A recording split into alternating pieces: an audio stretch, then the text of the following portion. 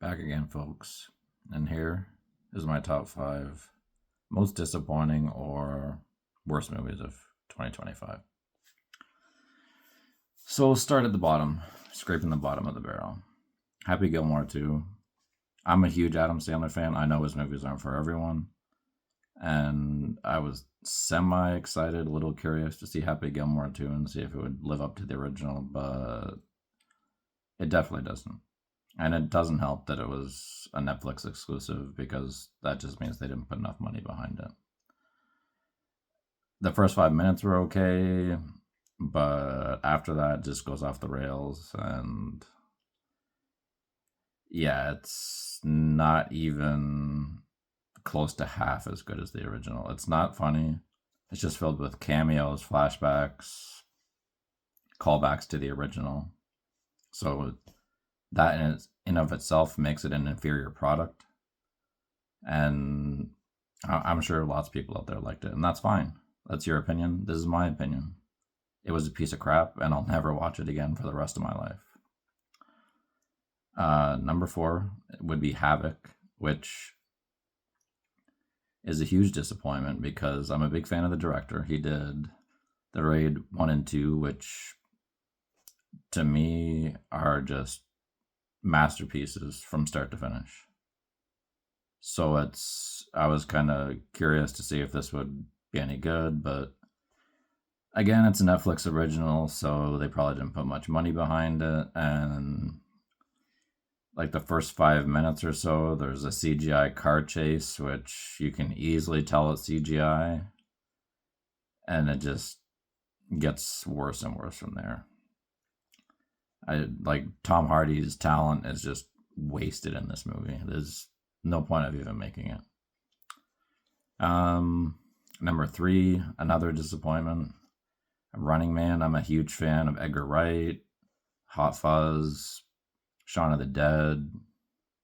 Even World's End isn't terrible. Like most of Edgar Wright's movies are pretty good. They're funny. They have lots of character. Baby Driver is great because of the music and stuff like that. Scott Pilgrim's a great adaptation of a graphic novel. So, I mean, I kind of assumed that Running Man would be pretty good. I've never seen the original, so I have nothing to compare it to. But I just found that Running Man was, I don't know, super slow. And I didn't really buy Glenn Powell as a leading man. I never really have so far in any movie that he's been in, so maybe it's that. But other than that, I would say Running Man was way too long. It took too long to get where it needs to go. And the ending was pretty mediocre. So, yeah, I don't know. Next up, 28 Years Later. I'm a huge fan of the original 28 Days Later. And even 28 Weeks Later wasn't terrible. But I mean, the original with Cillian Murphy is just it's a masterclass in filmmaking, and I wouldn't say if I would quite qualify it as a zombie movie because it's more, they're not really zombie like. They call it the rage virus, so it's kind of different. But yeah, I don't know. The original is just top notch. Whereas 20 Years Later is kind of all over the place, which is kind of baffling considering they brought back the original director, the original writer. Both have made great films over the years, so it was incredibly disappointing as far as sequels go. And it just is all over the place. Like the first bit with the father and son isn't too bad, but then the middle part, which is I don't even really remember, but I think it's the mother and the son, and then the third act, it drags and drags and drags and just goes nowhere.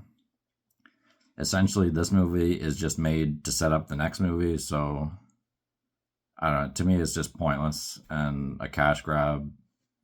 It didn't need to be made. But number 1, and I went into this one with extremely low expectations, having seen the last few of them, and that would be Jurassic World Rebirth.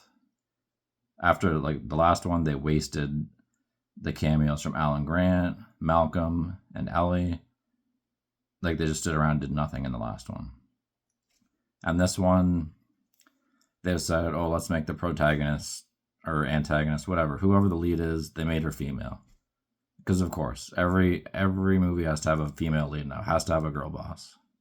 Because that's just the way film is now. But yeah, it was a dumpster fire. It wasn't worse than the last one, but that's not saying much.